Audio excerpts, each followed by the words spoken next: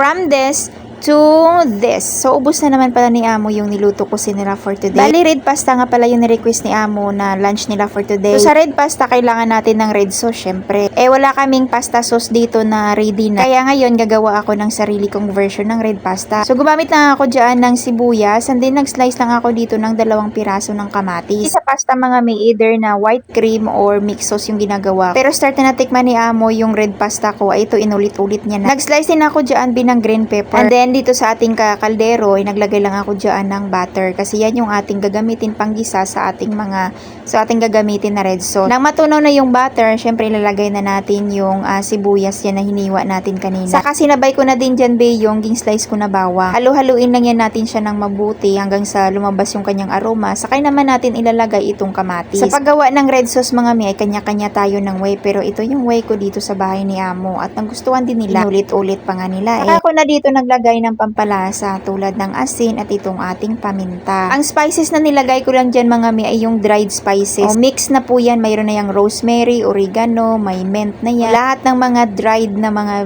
dahon-dahon. And then naglagay lang ako dyan ng kaunting luya at ito yung pinaka-importante, itong ating sweet paprika at itong ating black lemon powder. Yung sweet paprika mga mi ay nakakatulong yan sa pagpupula ng sauce niyan mamaya at itong black lemon ay syempre pampaasim yan. At mamaya makatulong din yan mga mi na lalapot yung ating sauce dyan or yung sabaw. So, halu-haluin lang natin yan ang a little bit hanggang sa magisa or magisa yung mga nilalagay natin dyan na din takpa. After mga few minutes mga mi ay bubuksan na natin yan at baka masunog, i-check natin yan. Halu-haluin ng kaunti and then saka na ako naglalagay dyan ng tomato paste. Nakadepende na sa inyo mga mi kung damihan nyo ng tomato paste. Dito mga mi ay hindi masyadong kumakain na maraming tomato paste si Amo kasi sumasakit yung sikmura niya kaya kunti lang yung nilalagay ko talaga. Hindi naman umabot sa kalahati yun mga mi yung nilagay ko dyan. Siguro mga 2 kutsara lang yun. And then tinakpan ko lang yan siya and then pagka few minutes mga may naglagay na ako dyan ng tubig ng 1 and 1/2 cup. Kaya na magtansyabi sa tubig ninyo ha. Nakadepende na yan sa kung gaano kadami niluto nyo na pasta. And then tatakpan lang natin yan at saka naman natin lulutuin itong ating kamatis. Luto na yung ating kamatis yan mga mi ay i-blend natin yan. Pwede kayong gumamit yan ng blender o itong ating hand mixer. Pagkatapos ay kukuha na naman tayo dito ng isang kawali and then maglalagay tayo dyan ng butter. O diba ang dami niyang pinagdaanan sa buhay.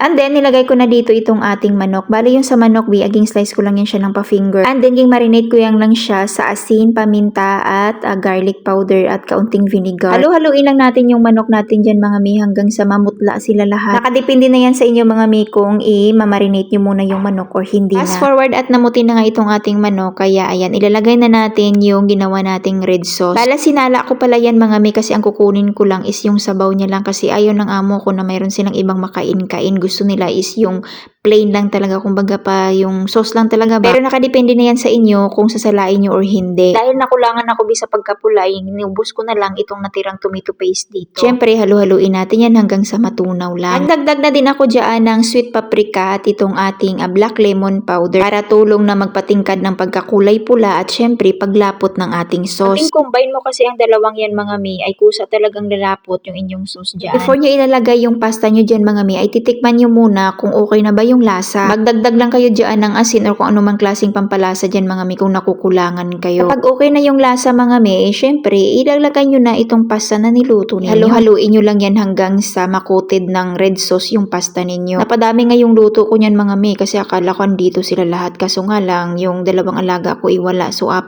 lang sila yung kakain for today. Sabi ko pag may natira edi ibibigay ko sa driver namin. Ito pala yung itsura niya mga mi yung ating red pasta. Ganyan naman siya kadami diba halos mapuno yung malaking plato nila dyan. Kaya nagulat ako mga mi na naubos din pala nila. Buti na lang talaga may extra akong pagkain ng sarili ko kasi kung wala akong makain.